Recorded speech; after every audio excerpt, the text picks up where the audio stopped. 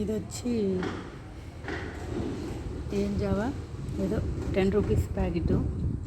ఆ ప్యాకెట్ నిద్ర లేచాను, ఫుల్గా తలనొప్పిగా ఉంది. అందుకనేసి ఈ జావా వేడి నీళ్ళు కలుపుకొనేసి తాగుతున్నాను. తలనొప్పి, క్లైమేట్ చూడండి ఎలా ఉందో, చల్లగా, very very cool and hot లేదు, కూల్గానే ఉంది. ఇది ఒక దెయ్యాల గుర్తు, అందులో నేను